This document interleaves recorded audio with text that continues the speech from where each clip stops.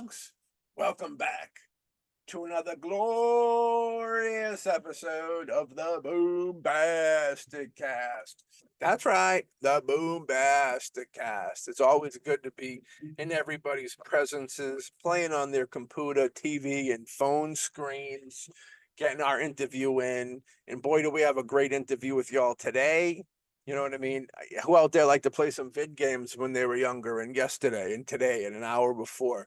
15 minutes before popping on the BoomBastiCAST. By golly, it's quite possible some other truckers listen to the BoomBastiCAST while playing the video games.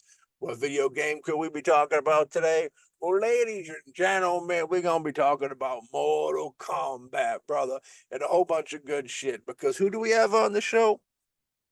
The creator, the super cool dude, the greatest. I gotta say the greatest. I had a lot of fun with this episode, brother. And I know you did too. The master, Daniel Pesina. Nothing but love and respect for Master Daniel. Super cool dude. Shout out to our boy Steve Joyner for hooking us up. And when I heard that we were gonna be able to talk to this dude, I was very excited. Because we've never really tapped into video games, I don't think, on the show. Well, let's see. I don't think we actually tapped into anyone who's actually been, I would say, a creator of a video game. We've talked to a few actors that have voiced Voice in video characters and games stuff, and yeah. all that, but this would be the first time where we'll be talking to someone who actually, was the creative force behind Mortal Kombat, Yeah, especially a game that you know was such a big thing for our childhood and the childhood for a lot of other people. for sure. For sure. You know what I mean? We're gonna talk about some martial arts in here. You know what I mean? We're gonna get into some heavy stuff. So heavy that you need to punch fucking lead for 20 years straight to get that fucking punches going. You're gonna learn some secrets. You're gonna learn the secrets to martial arts. Now you can know it, but unless you practice it, it's no good to you. But you are gonna get the secret martial arts info that you're not gonna get anywhere else here on the BoomBastiCAST today. You know what I mean? It's a glorious thing. So should we just pop it? It's a pretty lengthy episode. Yeah, So, I think we jump in and bring in Master Daniel. well, with that being said, you heard the man right there, Master Daniel Pesina. Welcome to the BoomBastiCAST. Master Daniel Pesina. Welcome to the BoomBastiCAST. Thanks for having me. Glad to be here. Fuck yeah, I like to hear that. Glad, we're very glad to have you here. Big fans of your work, you know what I mean? Oh, thank you. Part of our childhood and our adulthood. It's a beautiful, glorious thing. You know what I mean? Yeah, the saga continues, you know? Hell yeah, hell yeah. So, we usually like to start at the beginning, you know what I mean? So I know that you've got of course, the Mortal Kombat stuff, but you got stunts under your belt. I know the Kung Fu, your 3 black belts, where did it all this, I don't even know what would be a good term to start it off with, but where did the physicality, where did the love for martial arts kind of come into your world? Well, I have 2 older brothers and 1 younger brother. The younger brother, everyone knows it's Raiden. But my older brothers are much older than I. Yeah. They goof around and say that I'm the milkman's son because they're much darker than me. We're Hispanic, so they're much darker than me, and they're older than me. So they never really they did. It's the brotherly love thing, Yeah. where they kind of like give you noogies and things like that, but they don't really beat you up. But they would win at everything all the time because they're 6 and 8 years older than me. So if we'd ever have races or play checkers, they would always be winning. Yeah. But one day I'm watching this TV show, and then Charlie Chan, the detective, and I see Charlie Chan throw this guy. And my dad's like, "Oh, that's judo," And my dad was served in the U.S. military and learned a little bit of judo. And he's like, "Oh, that's judo."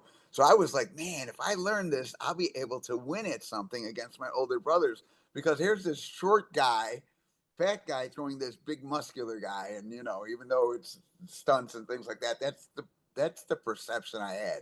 So I just bugged the crap out of my dad to learn judo, Hell yeah. to beat up my brother, to win over my brothers, which never really happened, but I grew to love the art. Hell yeah. I know you went to China Yeah, to study, you know what I mean? yeah. How'd that come about? Early 80s, you know, the China opened up to foreigners. For a long time they were closed to all foreigners. They finally opened up, and there were groups going to China to train. So I had to do it. I had to go and actually learn kung fu or wushu at the source, so to speak. Well, not so to speak, but it was the source, and Yeah. it was definitely an eye opener. Even traveling today, I get to go to different countries. You learn to really appreciate, where we live in the U.S. You know, our, uh, no matter how poor you think we are here, there are way more poor people, just around the globe. 2 weeks ago, my brother and I were in Colombia, and there were days where there was they had a drought. So there's days where you know, Bogota, 14 million people, Mm, they switch on neighborhoods not having water. So you don't have any running water. So you can't really flush the toilet or anything like that. yeah, yeah. And unless there's a disaster, that doesn't happen here in the US. Or just things like that, electricity going out like constantly just to save power. We get brownouts, sure, or we might have a storm and we get electricity going out for a couple of days, but it's like really really happens a lot in other countries. We're really lucky here. So Yeah. same thing with China. Going there, you know, I'm a kid and used to a certain amount of food, and there they don't tell you what they're cooking, and you're looking at it, and having liver and having bull testicles and all this stuff. And Yeah. at the beginning, I'm like, I'm not eating it. But if you don't eat for a few days, you will eat anything. Yeah. So in the end, it really taught me to have an appetite to try different things. But also when I came back home, I was like, man, I'm really so lucky, to have, like, we have toilet paper there. They didn't, sometimes you wouldn't have toilet paper. It's just like, holy cow, you Dang. know? Yeah. So thankful. It reminds me of COVID all over again without having toilet paper. You know what I mean? So, Finding Yeah. one roll of toilet paper. It's mine. It's mine. yeah. Yeah. And So, two, they in training, they don't have a problem with beating you. So, because you learn a lot faster if you get that's beaten. true. And they think that you're going to use like that type of martial art in real life. They don't really, back in those days in the early 80s, they thought you were going to one day be like using it for that. Not like, because they didn't have any perspective of the US and that we have police, or the structure of our society is very orderly. Mm, Even though a lot of people don't think it's orderly, it's really really orderly compared to there. yeah. So yeah. Well, pain helps you remember too, it goes all the way back to getting slapped on the hand as a child, like Yeah. knowing what's wrong and right. Yeah, and you learn that the human spirit is, for anybody under that, is very very durable, and you can really, people can endure more than they think they can. We would work out for, 2 or 3 hours in the hot sun, under hot sun, over close to 100 degrees out, no water. Mm, You don't, you're working out, and your body will adapt. You think you would pass out, but nope, you don't. You just, really learn your body can really adapt. I mean, when you're done, you drink water, but you'd be really surprised how far your body can be pushed, and your yeah. mind. Yeah. It's like, did you see anybody ever like pass out or have any real issues in the training? Yeah, yeah, you see, 'Cause- yeah, kind of getting dizzy and that, but you know what? Little water, bounce back up, continue training. Yeah, because like Yeah, I think of football players, and it kind of goes with what you were saying, where like maybe they might be a little more pampered, but they're always passing out when they don't get enough water. You know what I mean? You hear about stuff like that. yeah, yeah. Well, now, You were in the first batch, or were you the first person from America that was taught because the martial arts? Because it was a very almost secretive. They were very like proud that it was theirs. You know what I mean? They didn't really want to share it, right? In the beginning, it was one of those things they wanted to kind of. I think you were like one of the first that kind of was able to Yeah. kind of get opened up to that, right? Yeah, I was like, uh, I'd be walking down the street. I felt like Jesus because I'd have like 20 or 30 kids trying to hold my hand while I'm walking down the street because they'd never seen a Caucasian before, or, Yeah. a person with round eyes. And, I have green eyes. So they never, people would come up to me and pull my eye, like, just touch me because they weren't just used to any part of me, my hair color, anything. I stuck out like a sore thumb. Yeah. So yeah, it was and it wasn't offensive. They were just curious people, and they've never seen anybody like me. And Yeah. so, with that in mind, and two, with the teacher was very open, because it wasn't really the secret. In the end, wasn't really, he could tell you what the secret was, but unless you really practice it really digitally, Yeah. you couldn't get it. You couldn't be good unless you practice. And so in the end, it's like you can get anybody a secret, but if they don't practice, they won't have it. You Yeah. know, yeah, that's the thing. I could tell you what the secret is, but if you don't do it a billion times, you're not going to get it. Well, I'm always down for secrets. Let's have an exclusive on the BoomBastiCAST. You know? One of the secrets is conditioning. If you Yeah. don't practice hitting stuff, hard stuff, you won't ever have deadly force. Hmm. Everybody's like, oh, the human bone can't withstand, only, above 8 pounds of pressure. But it could flex a lot more than people think. So it takes more than 8 pounds of pressure to really break it. You have to hit it exactly right. And your hand has to be really, your hand or whatever you're going to be hitting it with, your foot or your elbow or has to be really well conditioned to deliver like those blows. So in the end, it's, you can hit the heavy bag, but it's not deadly force. Hmm. We were hitting poles, poles stuck in dirt, kicking and punching that, so it was, you get tough. Yeah. Yeah. Oh, for sure, dude. And this is, Bruce Lee. We always got to bring up Bruce Lee at a time like this. You know what I mean? The master of it. And when I think of like the deadly force, I think of like the two-hand punch thing that he would do or something Yeah. like that, where it'd just be like and knock people back. When you bring up the secrecy thing, it's like the Bruce Lee, the passing of Bruce Lee. I remember like there was rumors that like it was because he was showing almost exposing the art form of it, or whatever it was. Like, I don't know. I'm probably speaking out of my ass, but No, I heard those rumors. yeah, Yeah. and like there was supposedly they poisoned him or something like that. Yeah. Yeah. Crazy. We won't talk Yeah. about that. Yeah. There's all those rumors, who knows, if they're true for that reason. For me, I think he just overstressed his body.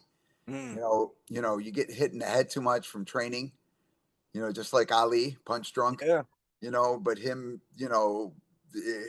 just different. So, all of a sudden you get a head trauma and you just, die.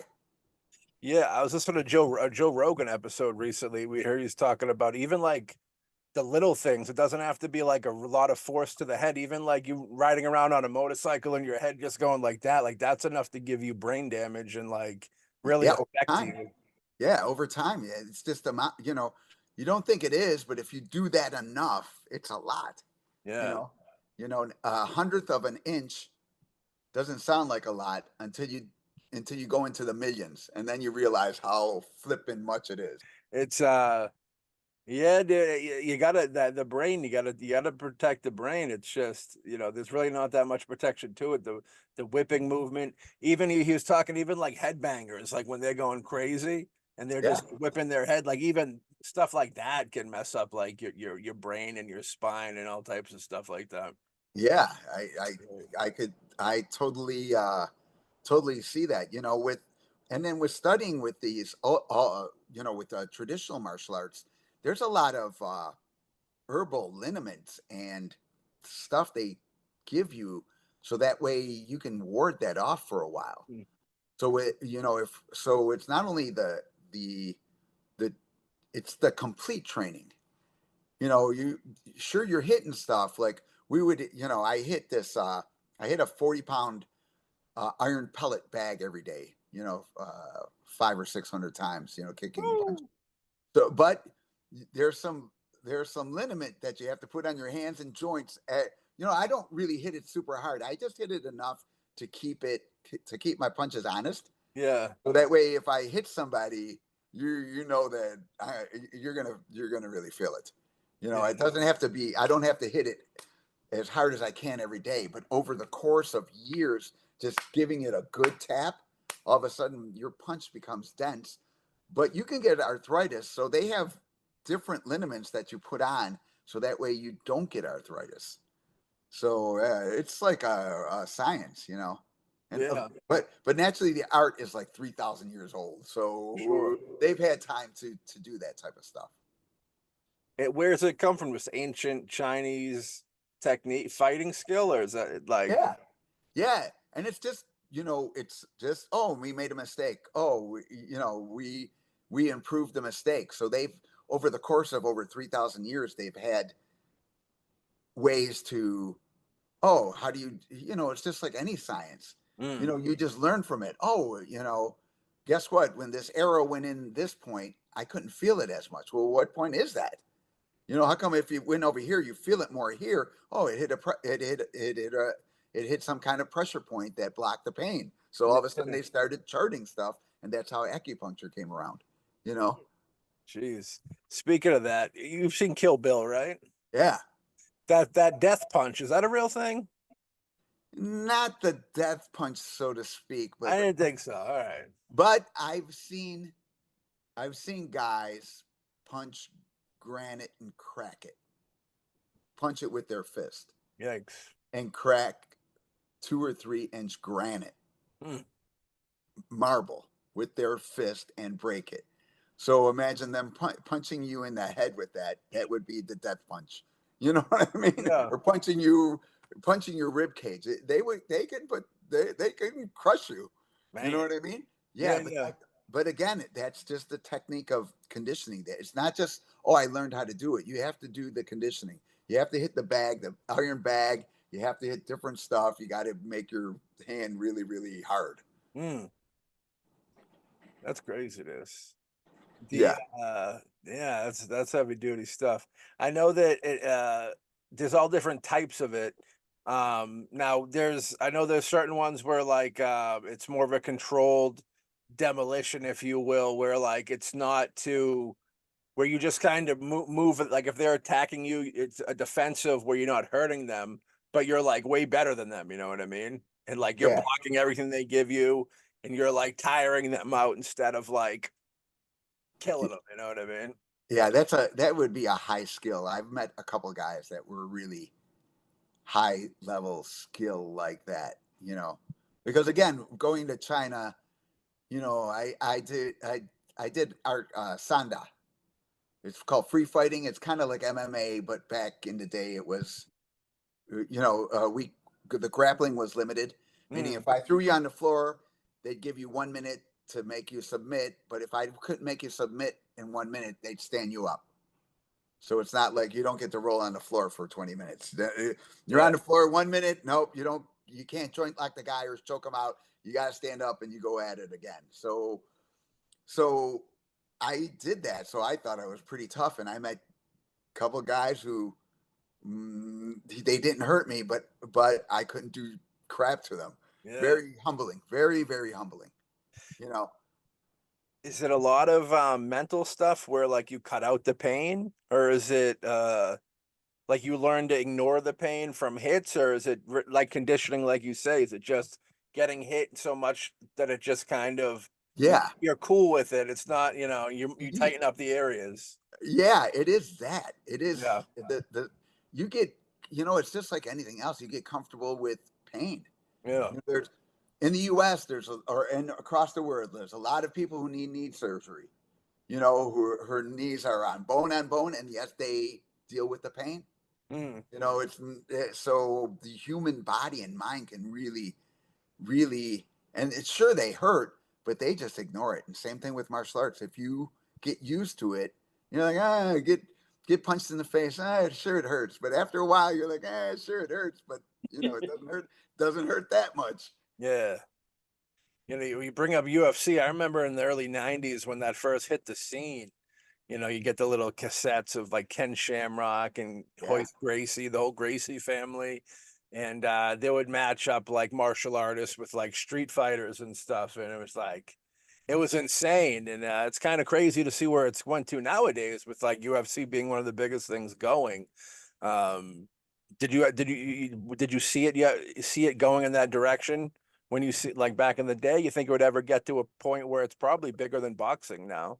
Yeah, when you watched it and the entertainment value, it's just like back in the day of gladiators. People Exactly. love that. People love that shit. Yeah. I love it. I like to watch it. You know what I mean? Even though Yeah. it's you got to get a taste for it, but it's entertaining. It's cool to watch. The athletes go at it. I'm too old for that. I wouldn't do that ever again or Yeah. recommend it for anybody to try to do it, but it's cool to appreciate, they train a lot Yeah. and they put their bodies through a lot, even I think overall people forget that even the person who lost the match would easily kick most everybody's ass. For sure. You know what I mean? You Yeah. got to really put it in perspective. If they're stepping in the ring, they do not suck. Right. Even though they might lose, the chances are they could beat 90% of the population's ass. Yeah. So you got to really, show them some respect. It's more of a like respectable, controlled environment now, I feel. I Yeah. feel with the money and stuff. Like some of the I remember like images from those 90s VHS. I have them like over there burnt in my brain of just like it'd be like martial arts people that were like quick and knew their stuff, and it'd be like a big like somebody like me who looks like just stepped out of a bar type deal, you know what I mean? And they were gonna brawl, and they just like I remember seeing someone just getting their face like elbowed into oblivion. They get up, it looked like the whole dude's face was like cracked in half. It was just like insanity. Yeah. I had a couple of instructors, older instructors, actually they've passed, but who have used their martial art in fights to the death. Yikes. So if you can imagine UFC gone crazy, even what you see today, how brutal it is, if you can imagine it 100 times more brutal, that that's what they've done. And those guys have been studying, you know, since they're 3 or 4 years old. So imagine them being 30, after 24 years of military training, hand to hand combat, going after each other, Yeah. their egos are just big. They Yeah. sign a paper. They sign a paper. Hey, if I kill you, your family won't come and kill me or my family. And so they sign it, and then they get in a ring, and it's a fight to the death. Wow. And is that sanctioned? Is that like behind in the back room of the bar? That sounds like some No, that's in a public square back in the day. wow. Yeah, Jeez. or I had a instructor, my Bagua instructor, which is like the airbender. The airbender does Bagua style.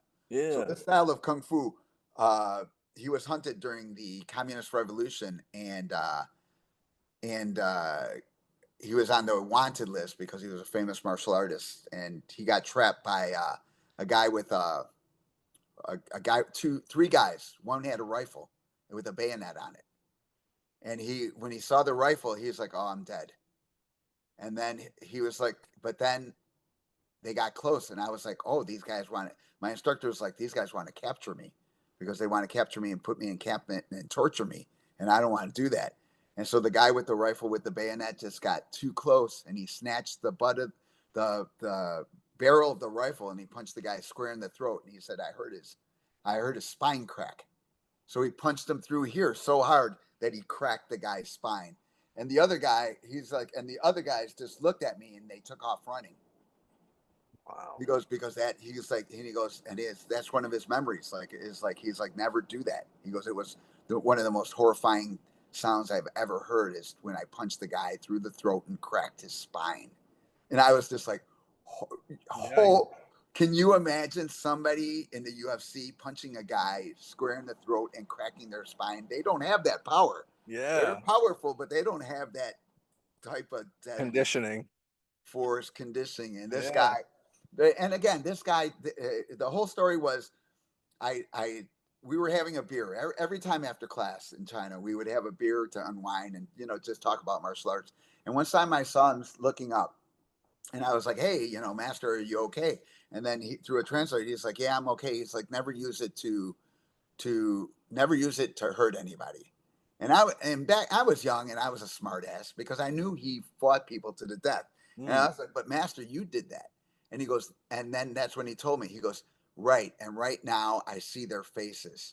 I see the faces of people I've killed, and I have regret and remorse, and I don't ever want you to go through that feeling. So never kill anybody."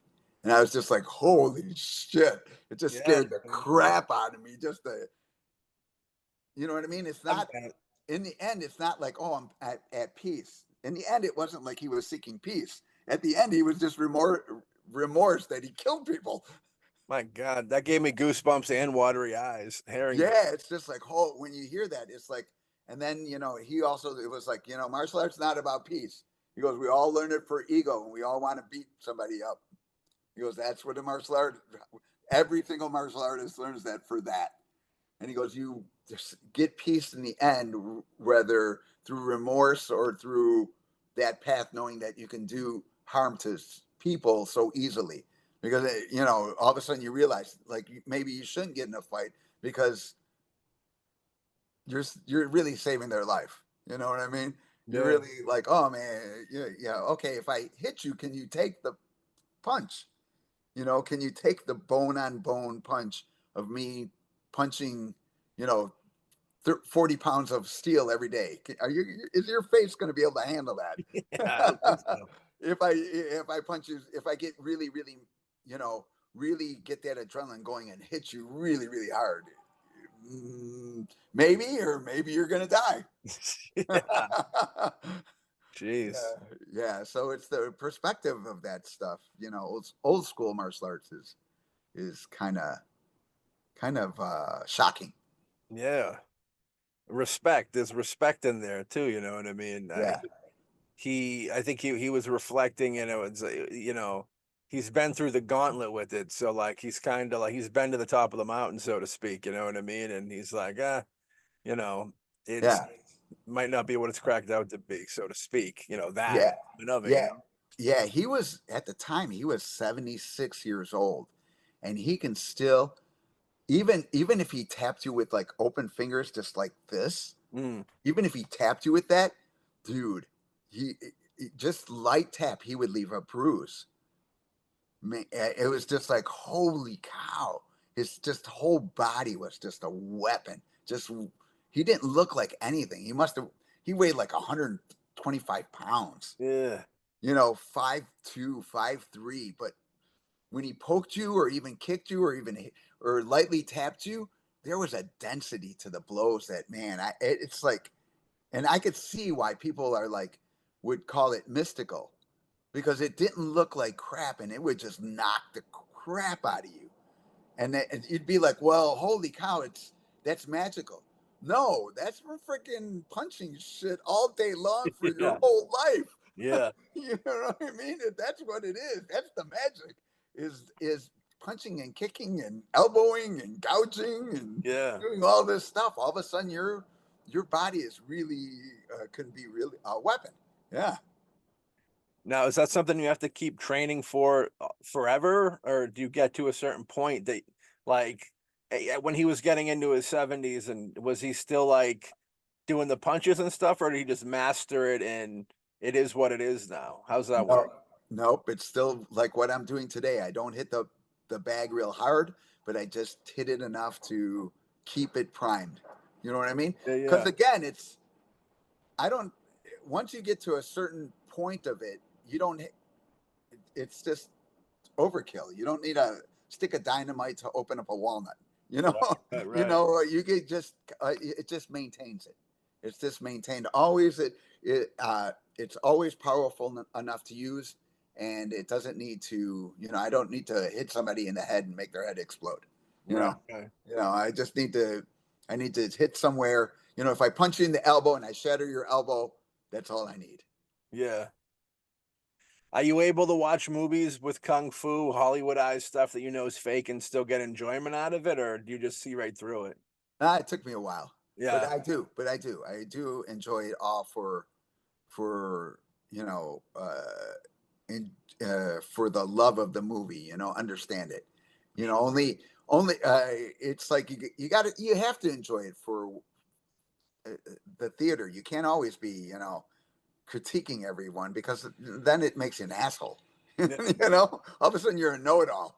for sure. Nobody knows a Yeah, know-it-all. You know. it's true. Yeah, if you're a know-it-all, you're never getting laid. No woman wants to get together with a know-it-all. You know. Yeah.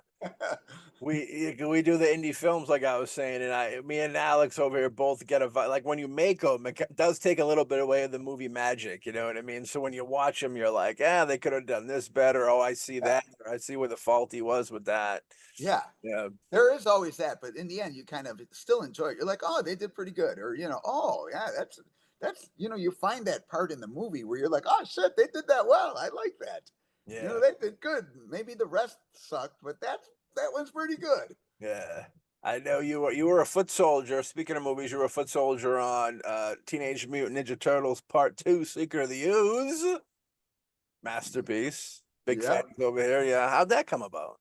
Yeah, that was they were recruiting back in the day. They had to actually recruit martial artists from martial art tournaments. So I was at a martial art tournament, and they recruit stunt people from there. It was an era where Hollywood stars could not do their own stunts; they would get hurt. You Yeah. know, yeah, you would get hurt doing stuff like that. So it's not like you get people like, I love Tom Cruise movies and I appreciate him doing his old Yeah. stunts, but back in the 80s, he couldn't do that. Yeah. he would break, Yeah. For sure. and then you'd have no star. So yeah, back in the day, they recruited us for martial art tournaments to do, to get our asses beat because the guys in the turtle outfits, were shorter, but they can't see you. So there's a Right. lot of rehearsal time. So next time you're watching a movie, you see the foot soldiers constantly moving because we have to see where they're going to punch and we have to jump in front of their punches and kicks. So Hmm. sometimes you're getting punched and kicked, Yeah. yeah. So, you got to just, all for the glory. So you just got to roll with it and make sure that it looks good for the camera. Yeah, that makes a lot of sense because they do. The foot soldiers do. I never even thought of that till now. They're always moving in those. Yeah. Yeah. That way we can kind of you don't want to get caught flat-footed because you'll never make it in front of the punch in time. So you're kind of like you're kind of watching it moving so you can jump in front of the way of the kick or punch or the throw or stuff like that to make sure that it sells. So yeah, any fans out there, watch the movie again and you'll see that, and now you'll know why that goofy. It looks kind of goofy sometimes, but It now you know does. what it's Yeah. for. Now that you know what it's for, you're like, oh shit, they have to do that. Otherwise, there's no movie magic. Yeah. Because Yeah. yeah, because the CG is very primitive back then. Yeah. Being not that many martial artists, were you sprinkled throughout the film and like all the different scenes, or did they use you for like certain scenes of with the foot? Were you in all of them, or like just In most of the fights, I was in there. hell yeah? Yeah, yeah, they cut, and then I go in a different position, and I get my ass beat from a different position. So yeah, so even though we hired extras just to make it look like there were a lot of us. There were 18 stunt foot, and out of the 18, there were about 4 or 5 that were constantly being used as some of the primary guys to take the more dangerous action. Yeah.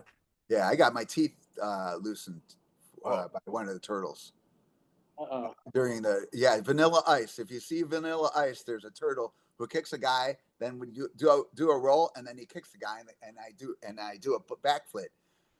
When he did the roll, he was too far away, so he tried to reach with a kick, and I tried to make the adjustment to get closer, so I moved into the kick. So Yeah. when that backflip is really me getting kicked in the face, Hell yeah. in the teeth. Yeah, So you were there for the Go Ninja, Go Ninja, Go yeah, I was scene. there. How long did that take? Was that just a night or was that like a No, that couple was like days? 2 weeks. Was that 2 weeks? My Yeah, goodness. yeah, yeah. It's like as you know, movie magic is freaking slow moving. You gotta Yeah. get the lights and you gotta get it ready, and it's hurry up and wait, and you got this and that and the sound and everything like that. It's a lot of work, man, to make a movie. People just I think because of COVID, especially for me, I got for like podcasts. Yeah. I have a whole new respect thanks to COVID because of podcasts. Because I was like, oh, I'm going to try podcasts. It looks easy. Yeah. Fuck no. Yeah. I bought like 5 microphones. I had like 7 different cameras, trying to get the right camera, learning about lighting, learning about all this. I was like, fuck. Sorry for swearing. But I No, was it's like, all good, Doogie. man, I was just like, fuck this shit. Let the podcasters do the podcasting because it's not for me. That is beyond my skill set. Yeah. So you guys, yeah, Grassy. it's difficult. Yeah. It's difficult. Well, thank you. Did Vanilla Ice, you get to see him perform? Yeah. So it was like, how was he like, was he a cool dude that would like, I'm sure it's just the same song over and over again, but you have a whole stage set up and everything. Did you get like an actual almost show out of him, or did he just kind of do his thing? He was just did this thing on stage. We almost got in a fight with him the first time he showed up with Really? his Michelangelo. He came on set, and the guy who's Mitch was dressed as Michelangelo in the turtle costume. And Vanilla Ice comes in and he goes to give him a hug, and one of his bodyguards stiff arms the turtle. Really? Ralph, Michelangelo. stiff arms Michelangelo, and all of a sudden you had 18 foot soldiers fucking jumping up on their feet, I was gonna fucking break that guy. Sure, you're a good bodyguard, but you know what? I'm a fucking professional fighter. I'm gonna fucking beat your ass. Yeah. Professionally. And the stunt coordinator, Pat Johnson, jumped up and was like, "Hey guys, no, you can't do that. You can't be fighting on it like that." But he had like 18 guys gonna go beat up his 4 bodyguards. Those guys were gonna get an ass whooping. Yeah. Yeah, I don't care how tough you think you're gonna be. You're gonna, you had some hardcore fight. Most of the guys all did, kickboxing and sparring, like the heavy stuff, not really the point fighting stuff, like the heavy duty stuff. Yeah. So anyway, so that was we almost got in a fight with Vanilla Ice's bodyguards. It's like Suge Knight. You should have Suge Knight on the scene. Yeah. Vanilla Ice's weakness. Yeah. But that's and you had what Razor and Togar with I think the snapping turtle and Toka and Razor. That Yeah. was that was the name because they couldn't get Bebop and Rocksteady for some reason. yeah, it's an interesting copyright thing, probably. Yeah, I think even though they were able to get the turtles, there was some kind of copyright thing going on. But it's just like any other thing. They work their way around it. I think the cartoon was on, and that's what was giving them issue. I think was the fact that they were tied up the royalties. The Turtles, as like we had Kevin Eastman on the show, the creator of the Turtles, and they kind of changes hands so often. You know what I mean? Because it's such a huge property. Yeah. I think that there was a situation with them being tied up with action figures or something, or I don't know, some weird thing there. Yeah, yeah. He was on the set. He was on the set, and I was actually filming. I was really pissed. I was Yeah. like, "Fuck! I could have got to meet him, but I had to work." Yeah.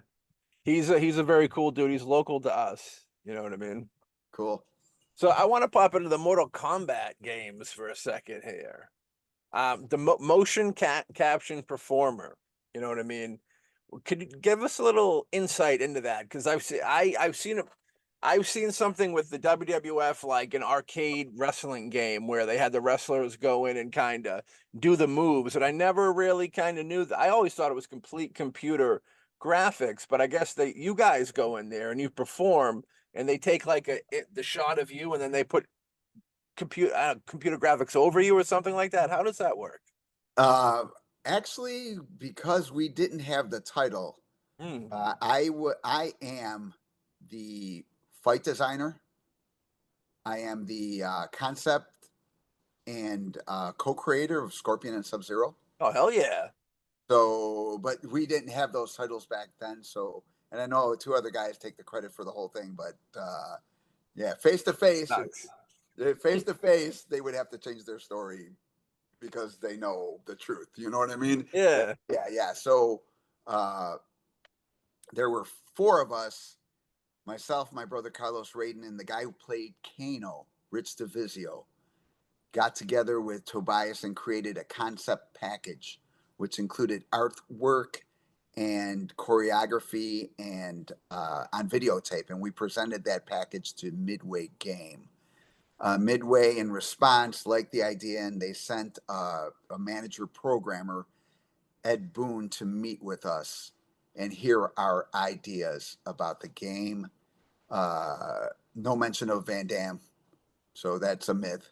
Even though the company keeps saying that, that was a after they turned Ed turned us down for the first round of the game. He thought it wouldn't make any money. Hmm. But again, in his defense, that's what his job was, to guard, to see if, in his opinion, if it was a moneymaker.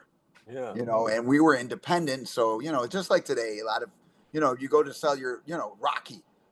How many times did he have to freaking try to sell the Right. script before he got nobody believed in Right. Rocky?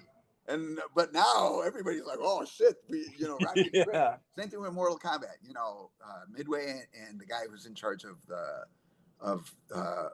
who's the who takes the credit as the co-creator of the game really said no to the game, thought it wouldn't make any money the first round. So we got turned down, and he told me that he liked the idea of a fighting game, but they were going to do a fighting game with Van Damme, a different fighting game with Van Damme. So they pursued that game. That didn't work out. So, uh, our friend John Tobias called me up and said, "Hey, they're going to let us work on our game." So me and him sat in a room for 60 to 80 hours videotaping and creating a video game called Mortal Kombat. So yeah, and his instruction was do something cool. That's Mm. what he told me to do. The first day of creating Mortal Kombat, he was just like, do something cool. And so I just started filming martial art moves, coming up with ideas. He wanted to have Japanese ninjas, and I said we should. There's a lore of the Lin Kuei, and he was like, what? And I was like, they have mysticism, so we can have like magic in the game, because I played Dungeons and Dragons Yeah. and collected comic books. So I was like, just like describing it. I was like, and everybody uses Japanese ninjas, and these ninjas don't look like any ninjas that are out there. And I showed them what I wanted, and basically it's what Scorpion and Sub-Zero look like today, except for the color. He added the color, so that's why I say I'm the concept creator and that. So I was like, man, it'll make this game unique, and let's just do that. And he was like, okay. And that's one of the things is he promised me that any idea I had that would work, we would put in the game because he wasn't really paying me. I didn't get Yeah. I didn't get any money for the first 6 weeks of creating Mortal Kombat. I never got paid, even though him and I created the thing. Yeah, yeah. So he was just like, any idea you have, we'll put in the game. And so you know, so anytime I see Scorpion Sub-Zero, I'm like, yeah, I created those guys and gave them life. So Yeah, yeah, so great. that's yeah, and every single not every single, but most of the special moves and fatalities I created. So Very cool. yeah, so again, we didn't have those titles back in the day, but now they would call me doing fight design and doing character design and creation. That's super cool. It's crazy to think that they didn't think that was going to fly at first when it became one of the biggest games of all time. You know what I mean? Yeah, but I think in the end that was it because we didn't have like a mainstream, you know, Ed being the boss. I didn't work with him for like 6 weeks, Hmm. 4 weeks, a month. I never saw hide or hair with him for a month because we didn't have anything for him.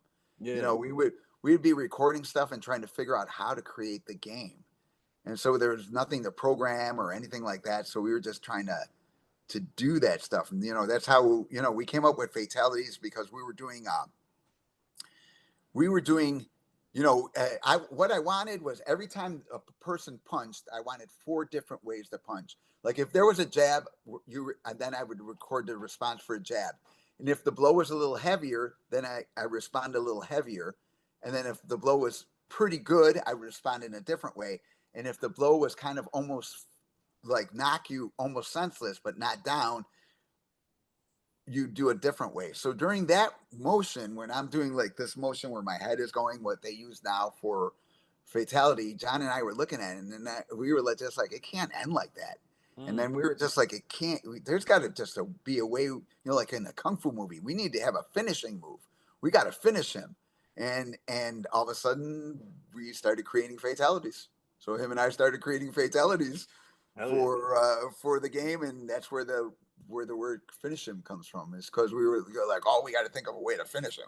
Yeah. Yeah, 2 guys Fuck just in a yeah, dude. room by themselves. You know.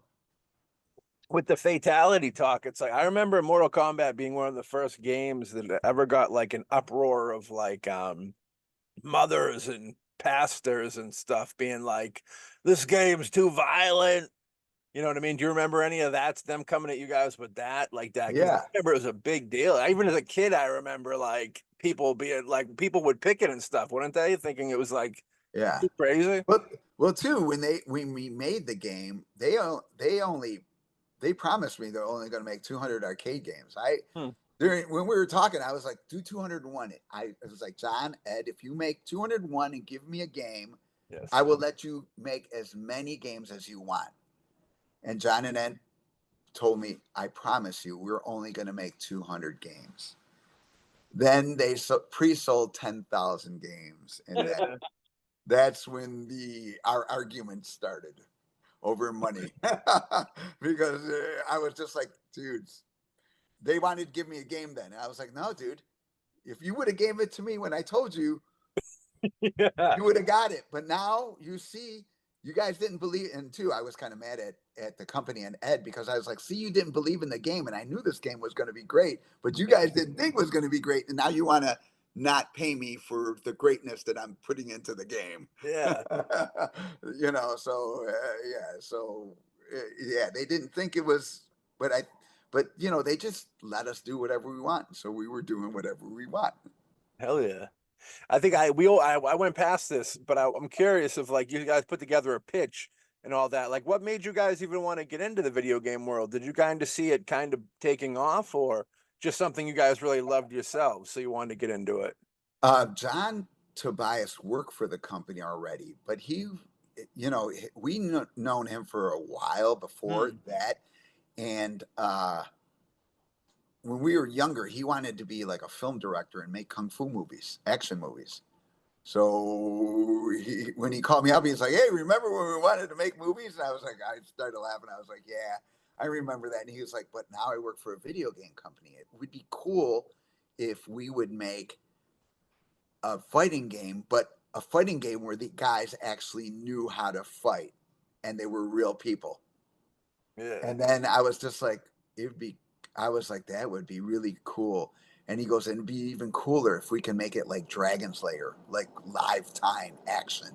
And that's what we really wanted to do. But naturally, Midway and Ed didn't believe in the project enough to give us the money to do that. So we did. That's how it did. It turned out how it did because of their, just because the way that dice rolled. Yeah. But yeah, but we had high hopes for it, So It's and it started up as like a stand-up arcade game. I know, like when it hit like Super Nintendo, it was fucking forget about it. You know what I mean? It was like yeah, off with the races. But yeah. We never planned for it to go home. We just thought it'd be in the arcades and only a couple hundred. Because again, it's just the blood and the gore in it we were putting in there is not meant for kids. But yeah, who goes to the arcade? Kids with their own quarters. that's right. So you get a 13, 14, 15-year-old who works, cuts grass and has a paper job, dropping their quarters in there, along with 20, 30, 40-year-old people playing, just like we are now. I play Yeah. video games all the time, so it doesn't change. I've always been curious. Has John Carpenter's Big Trouble in Little China have any influence on Mortal Kombat at all? Yes, plenty. Okay, good. Funny. Even, hopefully you'll interview my brother, I would love to. We would love to. Carlos. Yeah, he was in on the pitch. So he is the only one who worked on conception all the way to this last game. He worked on this last game that they did. So he is the only person that did all of that. From the actual conception of the fighting game. Later on you have the guy who's in charge, but he wasn't really part of that original conception of that. His creation happened later. It's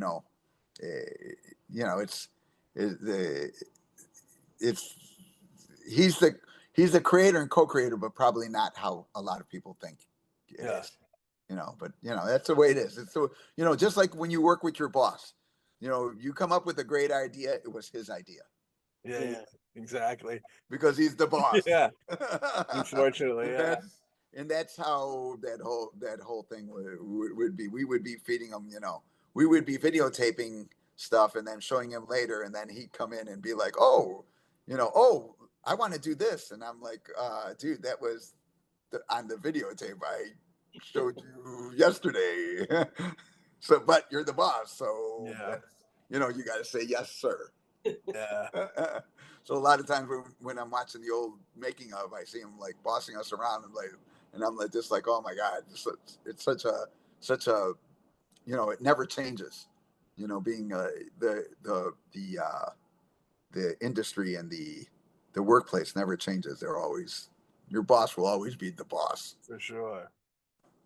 And I think the first kind of competition that Mortal Kombat got, I think, was Killer Instinct, right? Maybe. Yeah, I like that game. Good game. Yeah. Yeah. Came with a soundtrack too, which was fun. I remember. Yeah. Yeah. And Mortal Kombat now is up to, I know that there's like a Mortal Kombat 10, but I don't think there's that many games, right? It's just kind of like No, they have a new one that's more. They named it Mortal Kombat 1. It's the it's the guy who was in charge's version of what he would have, if he would have came up with the concept. This is how he would have imagined it. Okay. Even though sometimes I have a hard time with that because it's already created. So how do you recreate what is created? You know what I mean? Yeah. And as a fan, it gets kind of, for me, I love Star Wars. I love Star Trek. And then you sometimes get not so much Star Trek, but Star Wars. Sometimes you get a director and they want to add their own version of Star Wars, and then it doesn't go so well because it's like, dude, Star Wars is already created. Just do Star Wars. Don't try to have some character that's really not that doesn't fit in the story in there, because sure, it's cool that you think of that, but me as a fan paying you money, I want to see Star Wars. I don't want to see. I want to see George Lucas's Star Wars. I don't want to see your version of Star Wars. Right. I want to see the real Star Wars. It's a very boss move, we'll call it. Yeah.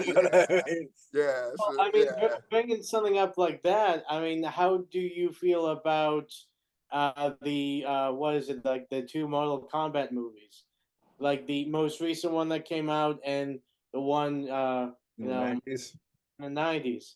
I mean, how did Uh, you feel about their interpretations of the characters? well, for one, anyone who acts like me does not suck. Oh yeah.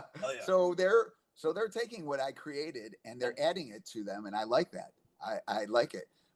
For the older movie, I understand why they did it. It didn't really have fatalities, the blood fatalities. I would hoping that they would have blood fatalities because that's how I helped create the game. That's how we created the game.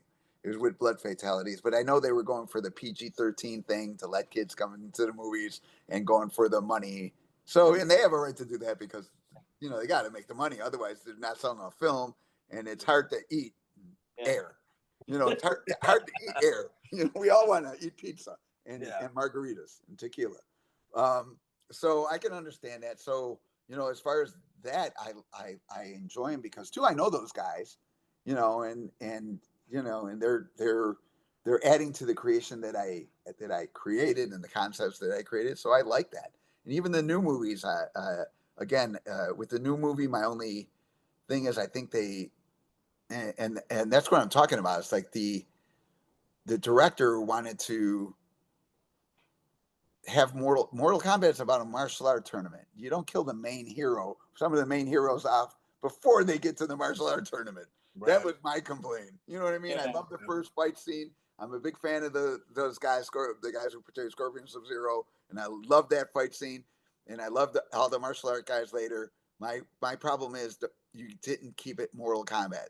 There's no way that a person who's only trained 5 years can go and fight a person who's been training 25 years and beat them. No, that's not going to happen. I'm sorry. Don't do that. That's not Mortal Kombat. That's something. That's a different game you should create. You know what I mean? So my thing is just stick with Mortal Kombat. It's about a tournament. Get to the tournament. Get to the nitty gritty. Do the action there. Don't start killing people off before you get to the tournament because that's not Mortal Kombat. Right. Yeah.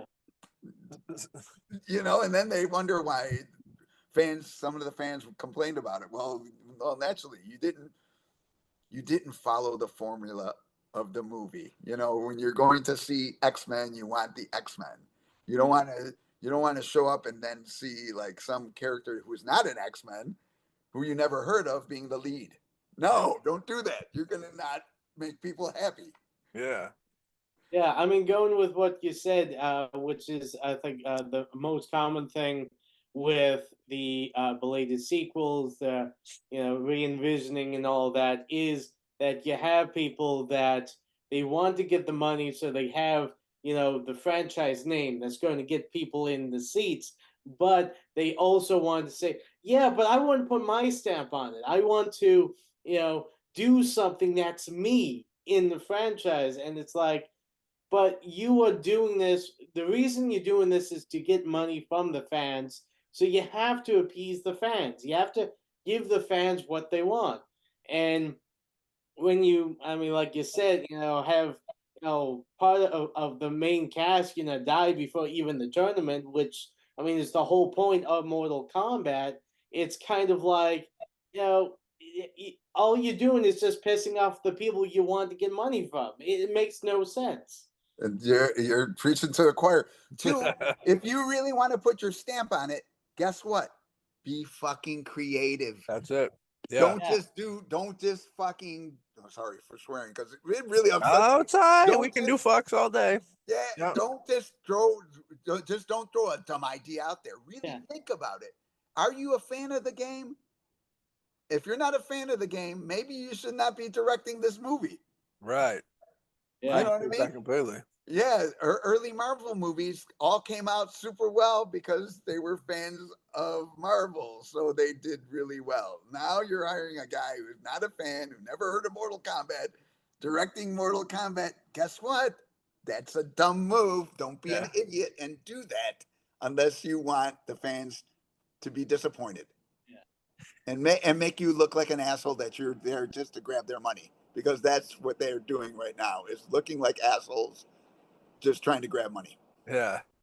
It's so weird because like it's out of all you see a bunch of reboots and stuff, and it's like the formula that works is the original stuff. When they're coming in and they're twisting things up and they're telling it their own story, I'm telling it in my own voice type deal. And like it's with Hollywood, it's like they're giving so much, they're doing $100 million. It's like, why would you risk upsetting if you upset the fans, dude? They're gonna shit all over the movie. They're not gonna support it. You know what I mean? It's always Yeah. they make the weirdest decisions sometimes. Yeah, they just don't think, and I'm just like, and it's just it's like a no brainer. Come on, guys. Yeah, There's plenty of fans of Mortal Kombat who are directors. Just get one of those guys. for Don't be sure. like, oh, we have to fulfill this guy's contract, so we got to give him a movie. Otherwise, we're paying him for free. Well, Yeah.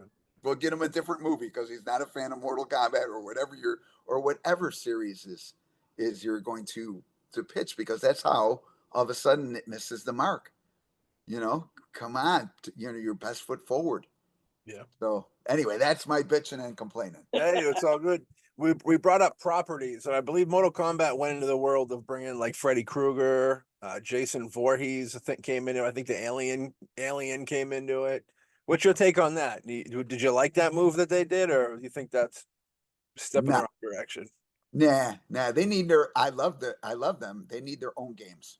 They Yes. need their own games, because Mortal Kombat's about martial artists fighting for the faith of the universe, and Freddy Krueger doesn't really give a damn. He just wants to murder kids. He just wants to murder kids, and I love that movie. I love it, and I love Alien, and I love Predator, and I love Terminator, and I'll throw my money at even if they come out with a bad movie. I will bitch about it afterward, but they'll get my money. For sure. You know what I mean? They're going to get my money, but they don't belong in Mortal Kombat. It's just it's not putting their best foot forward again. I'm like, oh man, what are they thinking? Because I would pay for that game. Like if you were like, oh, which they have games. But I'm just saying, if you were like, oh, we got to have a new Nightmare on Elm Street game, let's make it more like, let's make it more like a different game. Maybe they want to do something else with it, but then they should have their own. They should have their own game. I'm surprised they never gave Freddy another game. He had like the Nintendo, he had one on Nintendo, but that's it. Like they just did the Texas Chainsaw Massacre got a game, Evil Dead got a game, The Thing got a game, Predator, Aliens, they're always getting games, but Freddy's never. And you could do so much with that dream world, I feel, you know what I mean? Yeah, I agree. But again, you'd have to be creative. Yeah. And maybe they That's just true. don't got that. They Yeah. got money. They don't got creative. Yeah. They got a new reboot for it too. It looks awful. We'll see how it goes. Yeah. The Mo Money, Mo Money, Mo Money. I know you worked on the Mo Money film with the Damon Wayans vehicle. Yeah. Doing some stunt work on that. How was that? How was working on that film? Worked on it briefly. It was cool. The Wayne brothers are really funny in person. They are really funny in person. Yeah. You get what you see. Yeah. Yeah. And they made in Chicago, so it's good. Homeland. Yeah. Chicago, Chi-Town. Yeah. You ever see Windy City Heat? It's a comedy. Comedy Central movie, yeah, from like 98 or maybe. Who was in that? That sounds familiar. Perry Cavallo. He's like a comedian that he's not really that famous. Bobcat Goldthwait directed it. Dane Cook has a cameo. A bunch of. I think I've seen that a long time ago. They took him. Yeah, they took a comedian who's like trying to make it, and he's been trying to make it for years. He's actually doing the best he ever did right now with the podcast, actually. But they made him feel like they were making this big, huge film, and he was the star of it, and it was a big prank on him. It's a funny flick. Does Chi-Town have a lot of love for the Blues Brothers? Heck yeah. Fuck yeah. Yeah, man. Yep. Forever. That'd be a great video game too, actually. The Blues Brothers. That'd be fucking cool. Yeah.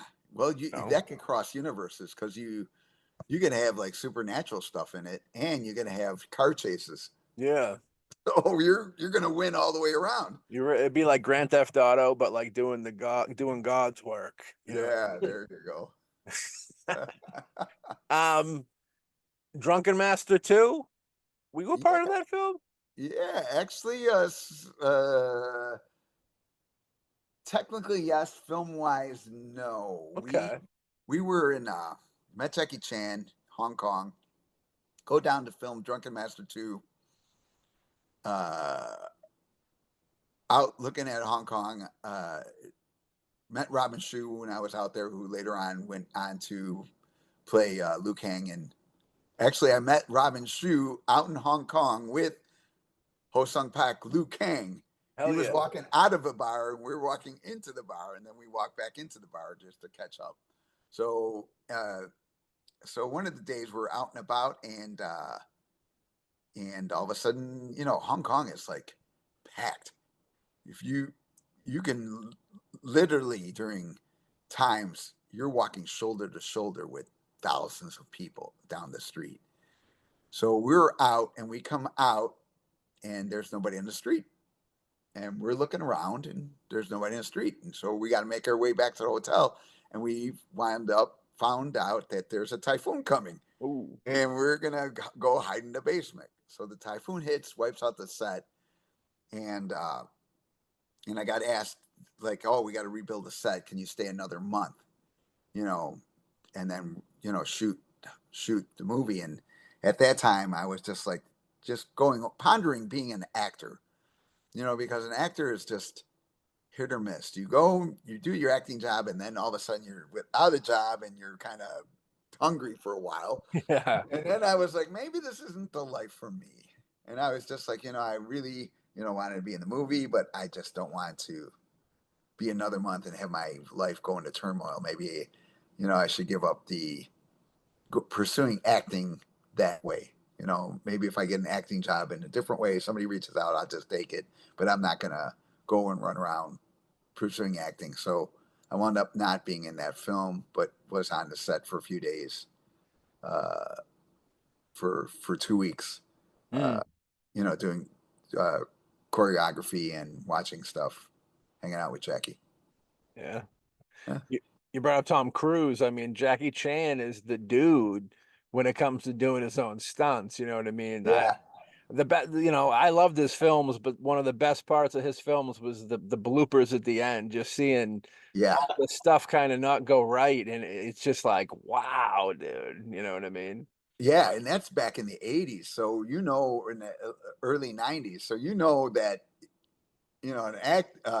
a main actor doing his own stunts like Yeah. that. Can you imagine Tom Cruise getting hit by a train like that or a helicopter? He got Yeah, hit by a dude. fucking helicopter.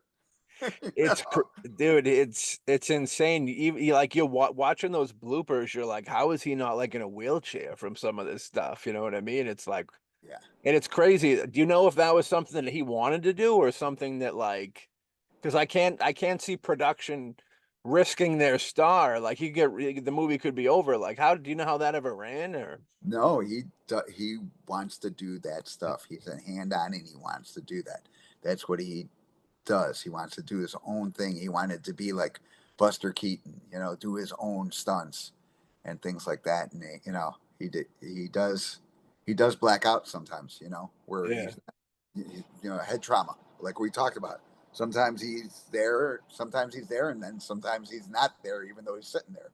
yeah. Yeah, just too much on the body. Is Jackie Chan as cool as I expect him to be? I figured he'd Probably, be a really good dude. Yeah. probably cooler than you expected to Oh, be. hell yeah. Yeah, walking into a restaurant, pulls out a roll of hundreds and start handing them out to people. Ah, that's good man stuff. You know what I mean? People, Yeah. people saying, "Oh, I need help." Well, you need help here. Just giving it back to the people. Really, really, you know, he's really a special person. I love to hear that, man. Yeah, and I was like saddened when I heard that he was going through issues like more cut recently because of, whatever, all the stunts and stuff. I think his daughter was giving him grief, but forget about his daughter, man. Forget about the daughter. She's crazy. Well, he would have never made his mark if he didn't do that. Right. And the life she's leading right now would not be what she wants if he didn't do that. She would have a totally different life, which I don't think she's putting into perspective. Yeah, she wouldn't like that other life as much. It's a No. teenage thing, I think. Yeah, we This see that a lot. People are, like I said, I was on a trip, came home, I got hot water, and I was like, damn, yeah, we turn on hot water, we get hot water. I was just in a country that everybody has a cell phone and computers, stuff like that. But guess what? Some days you don't get hot water. Sometimes you don't yeah, get any water, and you're in a big modern city, you yeah, know. So yeah, you feel sometimes people feel privileged. They just for need to be sure. a little more humble and a little more, thankful that Jackie Chan gave her that life. It's a teenage thing, and it's kind of the climate that we're in now is kind of like a weird, almost whiny, for a better word, type of climate. I feel, you know what I mean? So Yeah. it ain't her fault, I guess. It's society. It's society. It's politicians making life fucking hard. They forget about that. People are whining not because, too, you know, when I grew up, Yeah, my dad union job, but he could afford two cars, he could afford putting kids through college, he can afford a mortgage and a home all on one job. You can't do that anymore. You need five jobs now. yeah, So I can understand why sure. people are bitching, and I know we have a tendency to hear them bitching a lot, but for me, I hear them bitching, and sometimes I don't get it, but sometimes I do get it. I'm like, yeah, we kind of, yeah, they do have it hard in some ways. Some ways I don't understand, but some ways I do understand. It's like that. It's like a weird thing. Like I've realized in my years, it's like no matter who you are, it's just part of life to kind of feel like you get the short end of the stick. Whether you're literally have the short end of the stick and you got to wait to flush your toilet, or like you're upset because you got three Mercedes Benzes for your birthday instead of four. I think both people feel the same amount of pain. It's just perspective. You know what I mean? Yeah, yeah, well said, well Yeah. said. Thank you. Thank you. Thank you. Thank you. Now, with Hai Long, how was he? Legendary director, 36, The Return to the 36 Chambers, Dirty Ho, I believe was the name of it, which is a funny name. And how was he to work with as a director to kind of, I know there was the pre-production stuff, just, maybe not working with, but being around, because he's quite a legendary director in his own right. Because we're martial artists and you have that martial art courtesy, he's awesome. Yeah. When you see him, you give him the kung fu bow, and he kind of kung fu bows you back, and all of a sudden you're like you're one of his children. Hell yeah. You teach it like he's your father, taking care of you, making sure you understand what's going on. Very, very very, very powerful. Yeah. To feel like that, to feel that kind of somebody respecting your work, even though you might not, he's famous, Yeah. at the time. And at that time, the only thing I did was Mortal Kombat, which really didn't do that much for me, you Yeah. know, besides creating it, So, Yeah. and him just, treating you like you are worth something, awesome feeling. Hell yeah. What people that dedicate their life to martial arts and they see it in a game, is it something that they kind of do they respect that? I know they're probably not video gamers, but do they respect that art form, or do they just kind of look at it as like entertainment, I guess, like it is, maybe like a movie or something like that? Well, The older like martial arty people, you know what I mean? Like there's I think like video games are like almost a newer generational thing, in the same way that like my grandparents would be like, why you rotting your mind with that stuff? I assume that they would feel that same way too, but maybe even a little more because they take martial arts, and you do too, but take martial arts so serious that maybe it shouldn't be a game. Was there ever anything like that? no, no, but I got asked questions like about the game and why we did it a certain way, and Hmm. and I told them, why the technology couldn't support certain things, or you get other people, you know, everybody suggests, oh, why didn't they do this move or that move? Well, I did every move possible, Yeah. but what happened was I knew that doing a front kick a front thrust kick that comes at you and doing an axe kick, meaning you lift it up and you drop it on somebody's head. In 2D, they both look the same. So all of a sudden, I was like, well, we're just using front kicks because there's no sense in using something that will look like it's going to, you know, you have to watch out for time. So, you know, when I'm telling people what to do, they're like, they make a suggestion of what they want to do. And I tell them how to make it work, or I tell them, no, we can't use that because it will look, you know, certain kicks would look and certain punches all would look the same because it's a 2D. Yeah. So, you know, even people in the movie industry and back then would ask me questions and I would explain that to them and explain that and they'd be like, "Oh." And they would kind of be like, "Oh, this is a different format. You know, I never thought of that or I never, you know, conceived that. You know, Mm. of how come we were use specific kicks. It's because if you use other kicks, they would still all look the same. Yeah. So you'd just be wasting time, and you know, time is money. You know, we had to get that game done in 8 months, and that was it. So Yeah. we didn't have, you know, so a lot of people are like, oh, I'd like to use this kick. Well, guess what? We tried to use that kick, but we found out that it didn't translate well. You know, it looks exactly like everything else. So we know we would have certain moves Yeah. that would work. Yeah, and that was part of my fight design. A two-part question. One, did you ever think in the beginning that Mortal Kombat would still be going as strong as it is 30 years later?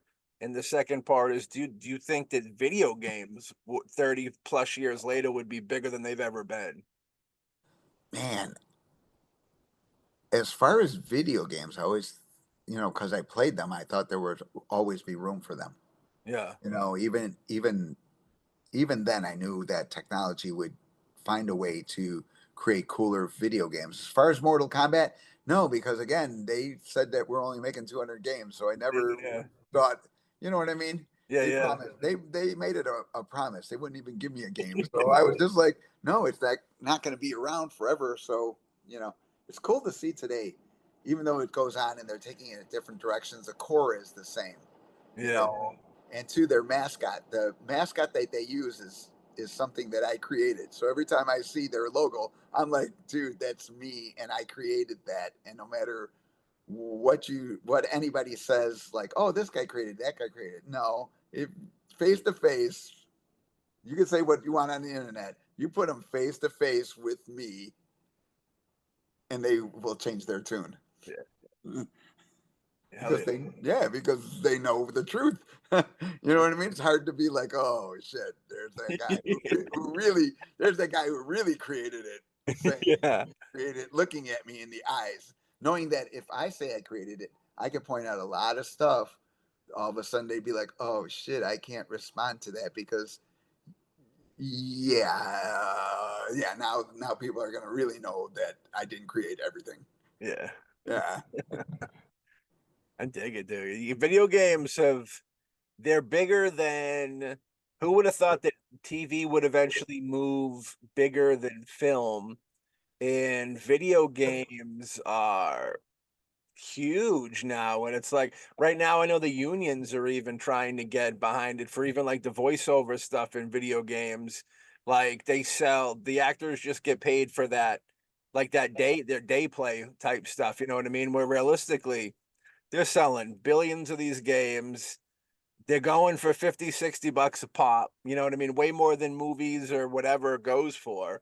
And it's just kind of the business end of it is ridiculous. It's like it Yeah. ain't slowing down. You know what I mean? Yeah, it starts at 50, 75 a pop, and then you got to buy all their little things, their packages. So you're all of a sudden you spend 75 bucks, but then to buy the extras and to get what you really want, you're spending another $300 to get Yeah. that certain look, to get that weapon, to get whatever it is.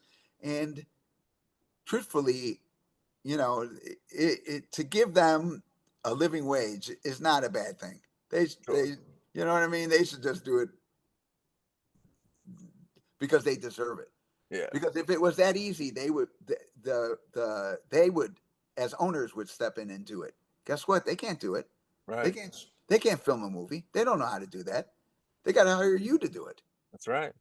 You know, and then they don't want to pay you. But they That's want to right keep all too. the money. They want to keep all the money, but they couldn't do it. So it doesn't. It's just like it's one of those things that really doesn't make any sense. It's Yeah. like, oh yeah, but we put the money in. But guess what? If you could have kept the money, but you wouldn't have any more money because it couldn't grow like that. You needed Yeah. this guy and his vision to make it grow. So just freaking pay him. I don't say give him all your money, but freaking just give him enough so he could buy a meal and Yeah. and have a roof over his head. Yeah. Jesus, You could come shave a on, little guys. off. Yeah, you Yeah, could don't be. shave a little off. Yeah. Yeah, yeah. A little bit of cheese. And you see, they're making billions, Oh yeah. but they could afford it. You know, sorry, don't buy 3 Mercedes. Just get 2 nice Mercedes. They're making hundreds of billions of dollars by telling the geniuses behind the video game that it isn't going to work. They can at Yeah. least share some of the money that they're making off of their being wrong. You know what I mean? Yeah, yeah, exactly. Yeah, it's just craziness. So It, I'm all behind them. I think and two, my dad being union, so I'm very always pro union. yeah. Even if you don't, if you have the chance to get in the union, you should be in the union. If you're independent, that's cool, but find a way to get in the union so you can get some health insurance because without that you got to find some way in there. Yeah. Because if you don't take care of yourself, they won't take care of you. For So, sure. you know what I mean? So you could still be an independent and plus take union job. I don't see a problem with that. Or, you know, it's, Yeah. it's like you need a gang. You need to join a gang to fight a gang. Holy Yakuza. cow! Yeah. For sure. Mortal Kombat's going to be around after everybody on this screen is gone with the wind. Kids will be dropping Mortal Kombat acid tabs on their tongue, playing, in the new generation, 100 years from now, they're going to be playing Mortal Kombat in whatever form of video system they got going. You know what I mean? Yeah, Beautiful thing. yeah. Well, we got one last question. Okay. We get a lot of creatives that watch the show, listen to the show. We always like to ask people, do you have any advice for people that may be struggling? Maybe they've got writer's block. Maybe they're just kind of really stuck and don't know where to go. Maybe they're going through the worst part of their career right now and really thinking about giving up, or just in life, you know what I mean? And do you have any words of wisdom for people that might need it? I don't know about words of wisdom, just more words of encouragement. When we made when the original four made Mortal Kombat, we didn't do it for the money. Like I said, I didn't get paid for 6 weeks, and the crucial part of creating Mortal Kombat and fatalities, the idea of fatalities, the ideas of the having a Lin Kuei and Scorpion Sub-Zero and all those ideas, I never got paid for. I did it because I wanted to create something. So if you just find it and push along, don't let people, uh, people will tell you, oh, that it's not going to go anywhere. The higher ups, the guy in charge of Mortal Kombat said Mortal Kombat would never make any money. The guy who's directly in charge of it right now said that. So don't listen to guys like that. You just keep going. You just need that idea to go, and you might have to swing 1,000 times before you hit out of the park and do that. And know that you're not the only one who is doing that. Other people are also doing that. So you're not alone. So even though you're going to feel alone, you are not alone, because in the end, we're all gamers and we're all geeks. So, because that's the creative people, so, find a way to go one more time. Always go one more time. Like the Eagle said, take it to the limit one more time. Hell yeah, dude. Hell yeah. And money's beautiful, but you can't take it with you when you die. But what you can take with you is peace of mind and pride in the things that you've created while you were here. More valuable than anything. That's a kudo too, Yeah, yeah. And people will take credit for your work, but it's okay as long as you know that you did it. They know that you did it too. Even though they don't say it, they know, and it'll haunt them. And it'll haunt them, and you'll get, in the end, you'll get your peace. Hell yeah. Master Daniel, if people want to reach out and touch a brother, look into more of your stuff, do you have a website or a social media where you like people to go to look into you? Yeah, the website is masterpesina.com. Instagram is Master D Pesina, uh, and Facebook is Master Pesina. Same thing with Gmail. If you just got a question, you can always send me an email. I'm a one man show, so I will eventually get to it, but I will get to it. Hell So, yeah. yeah, if they reach out and stuff like that or anything like that, you're looking just to say hi or any advice, if I can offer it, I'll give you my support. Hell yeah. And are you still teaching? Yeah, teach every day, practice every day. Hell yeah. Yeah, So it's the way of life. in Chicago, right? Yeah, in Chicago, Illinois, and travel a little bit for it, do conventions, also do seminars and things like that. So on social media, you can get it all. Michigan school? Master Pesina's martial arts. Okay. All Yeah. right. I'm gonna kill my info man with a super punch because he gave me bad info. But this was fantastic. We really appreciate your time. Thank you very much for coming on the show. Yeah, thank you. We'd love to have you back again and have a Yeah. great night over there. You know what I mean? We'll catch up with you soon. You're always welcome. Okay. And Yeah. thank you. Thank you. Yeah, thank you. Finish him and get over here. Ladies and gentlemen, boys and girls, that was the great master Daniel Pesina in the building. The dude's a legend. He is the creator, and I fucking stand by that. And if you don't get down with it, I fucking power punch your fucking head off because he's the creator of Mortal Kombat up in here doing it big. Scorpion, Sub-Zero. It doesn't get any cooler than Sub-Zero. I gotta say that, dude. Sub-Zero has always been my numero uno favorite character to play on Mortal Kombat. Every Christmas that game was coming out, it was a sought after gift for under the tree. You know what I mean? Loved it. The movies, I even like the movies. I didn't catch the newest one, but I get down, brother. I get down with the flicks. You know what I mean? And this was a good episode. I had a lot of fun with the master. What do you think, Alex? Hey, I loved it. Me personally, I'm more of a Scorpion man myself. Well, Oh well. I mean, I guess so. I thought you'd Uh, say you're a crabs guy, and I was gonna say, yeah, you got the crab. I got crabs, not a crab guy, They're itching on you. You're itching on you. But but yeah. I mean, the thing is, I remember being a kid and going to the arcade games, and Mortal Kombat was always like my go-to. Always loved going, spend my allowance, pop in the quarters and play some good old Mortal Kombat. Uh, had a lot of fun. Had a lot of fun memories playing that game.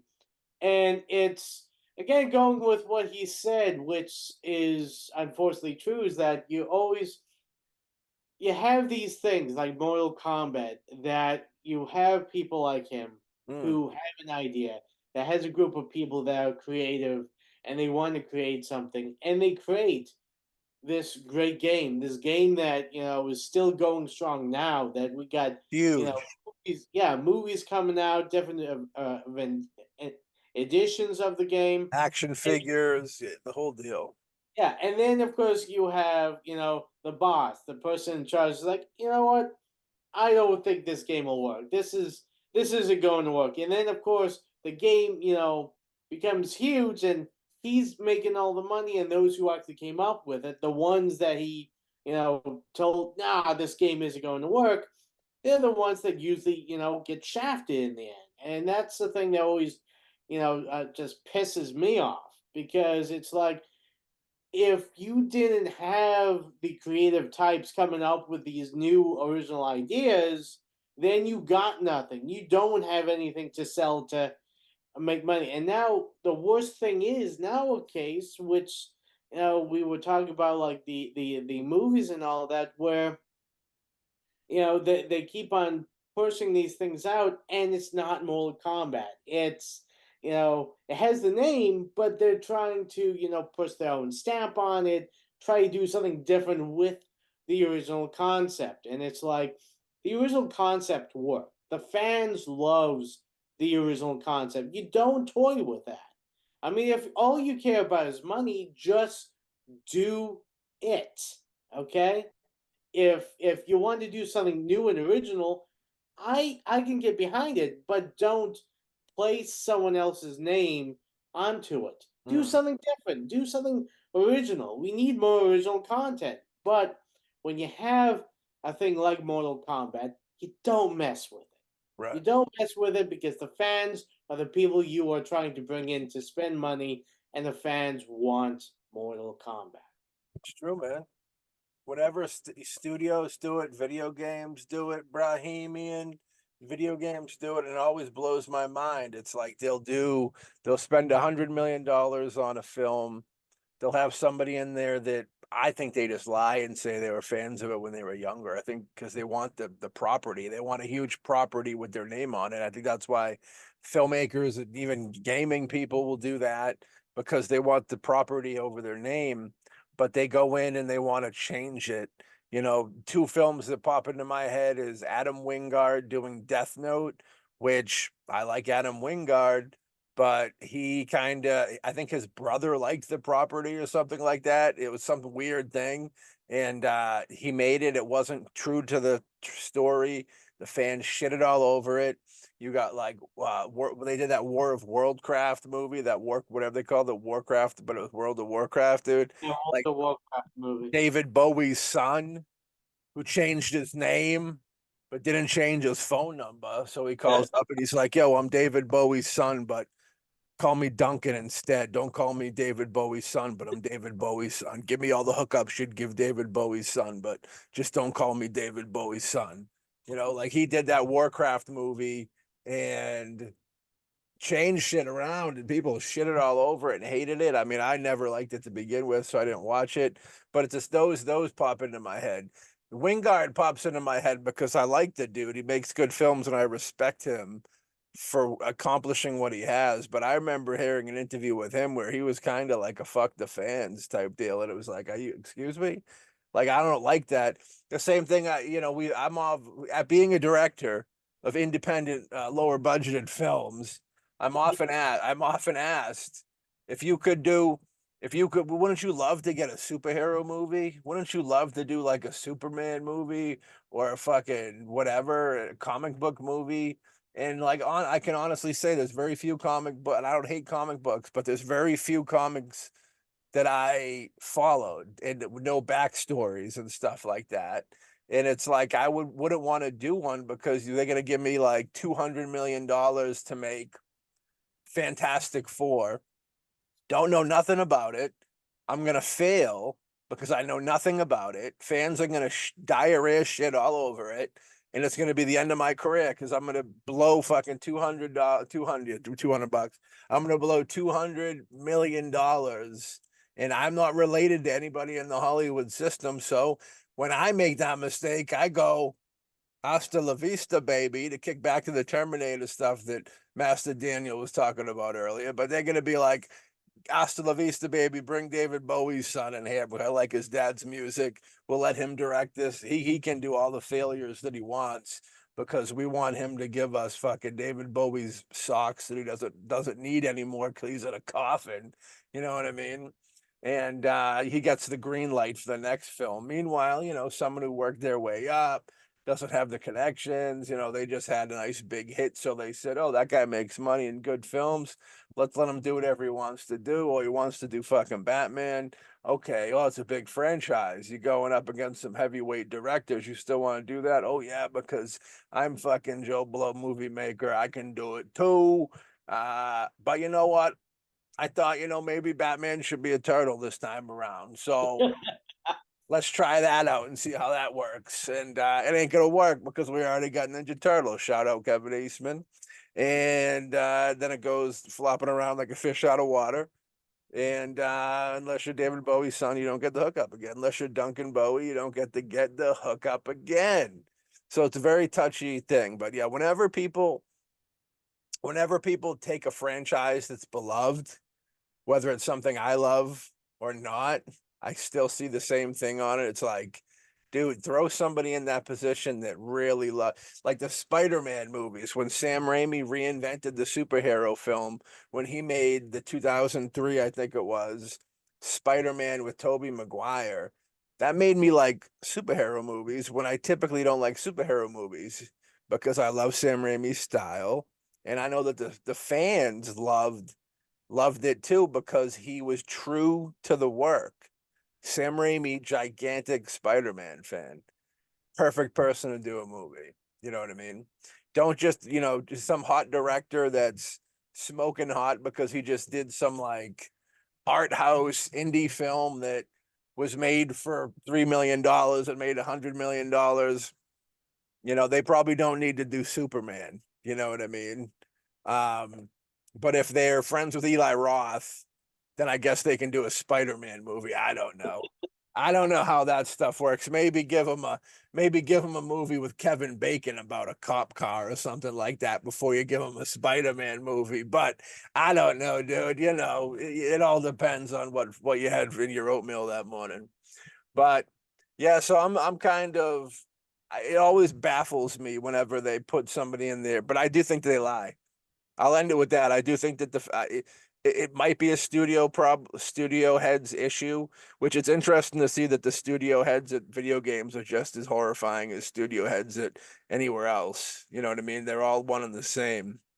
But it always baffles me it's like you're remaking this movie because fans like it. Why change it? And if you don't want to change it too much, why reboot it? You know what I mean? Do a sequel. I'd much rather see a sequel than a reboot. I'd rather, you know what I mean? As a comic book fan, would you rather see them telling another Batman story, or would you rather seeing them dip into an obscure graphic novel or take it in a direction that they never kind of went to? Because it seems like when they do these comic book movies, they take from the origins and they don't really go into 500 comics down the line. What's going on that far into it. Here's my biggest problem with the comic book movies. Yeah. Okay, first of all, okay, I cannot stand when they're like, "Hey, there's a comic book story out there. Okay, it's called Civil War. Okay, and we're going to use that title, but we're not going to really use the story." Or like uh, World War Hulk. Oh, Okay, we're going to use the name because yeah. everyone has heard of this comic book. Yeah. Okay, the fans have heard of this story. Okay, we'll use the name, but we'll do a whole different story. And I'm like, first of all, okay, that is a terrible. If you're going to do like a whole different story based on these characters, that's fine. Come up with a different title or something, But I hate it when they're like saying, "Oh, this is a story, a run of comic books that was very popular, so we'll use the name, but we're not going to actually use any of the actual story in there." And it's kind of like, and it's going back with what Master Daniel said, where you have a franchise, you got fans that love the franchise, and then you have someone who's like, okay, I get to do Star Wars, but you know what? I want to throw in Scorpion from Mortal Kombat. He's going to be a Boba Fett type of character in this, Right. and it's kind of like, dude, that's not Star Wars, okay? Um, one thing I gotta end with that we haven't talked about, which is one thing that pisses me off more than anything else, is when you have a director, okay, and he does a film and it bombs, whether it's his fault, whether it's the producer's fault, whoever's fault it is, okay, they turn and blame the audience. Mm. They're like, well, the audience is full of chauvinistic men. They don't like strong women. That's why my film failed. She-Hulk. Yeah. Or Yeah. like, actually, surprisingly, a lot of the people seem to like it. They're doing like a second season of that. Oh, I thought they like what was the one they canceled? Uh, Batgirl. Batgirl. They didn't even release the movie. They shot it but never released it, right? Yeah, they shot everything, Brendan Fraser and all that. They Man. shot it, and then they're like, we're not going to spend any more. We don't have any faith in it.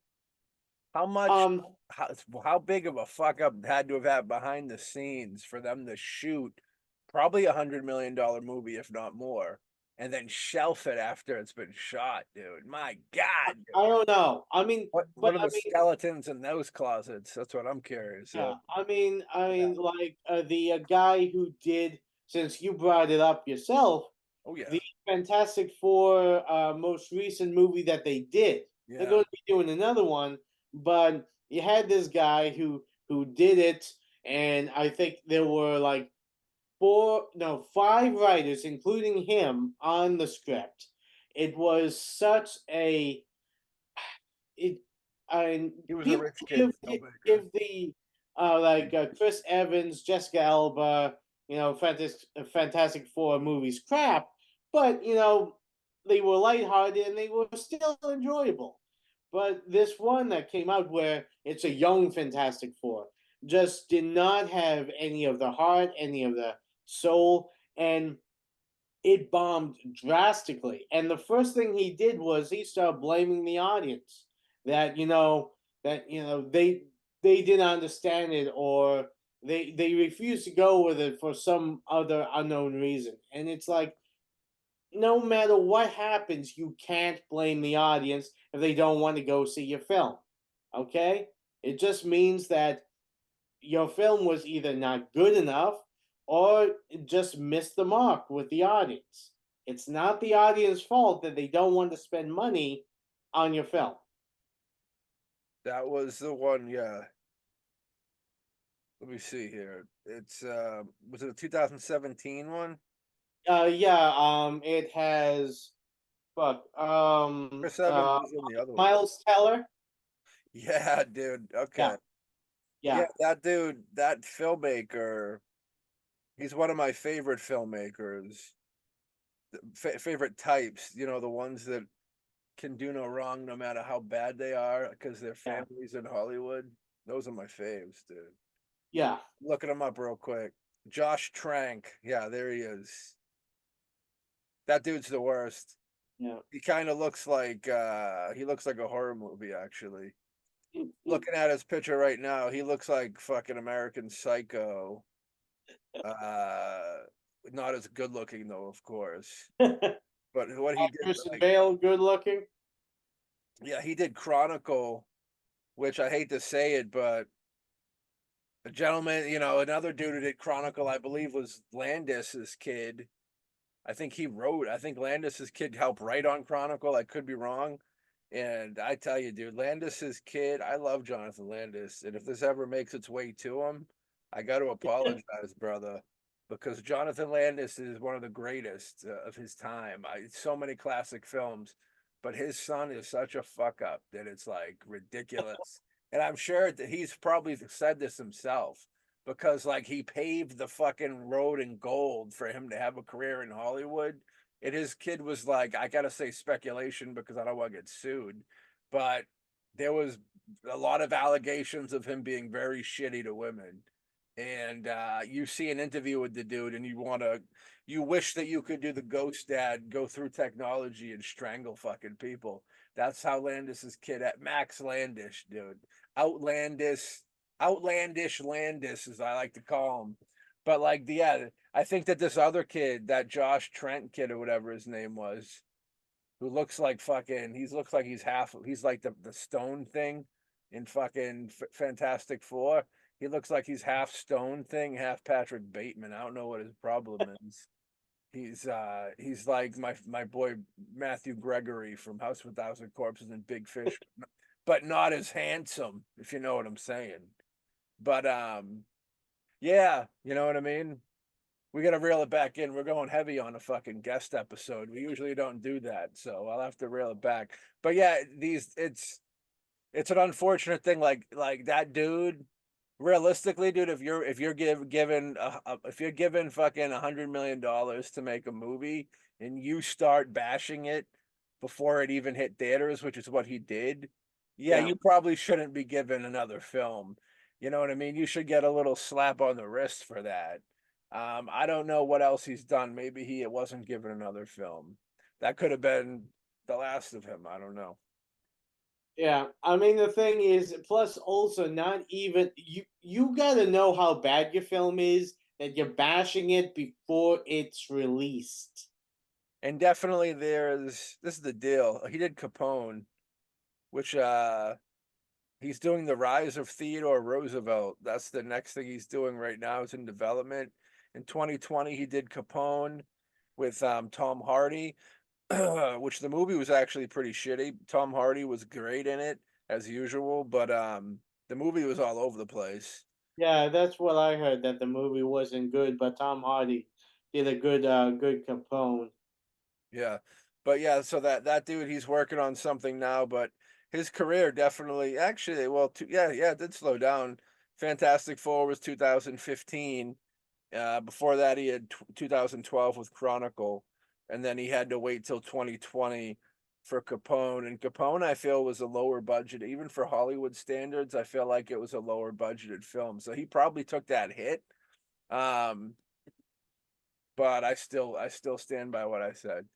And I don't know, dude. Yeah, as a filmmaker, you got the more hands you have in the pie, you know what I mean? The more issues there can be. But you being the fucking captain of the ship, that's why you're the director, dude, to direct other departments and to keep your hand in it.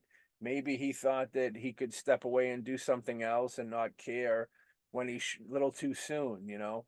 If you're guiding the ship, you got to see it through the dark night, you know what I mean? You got to get to the fucking port, dude.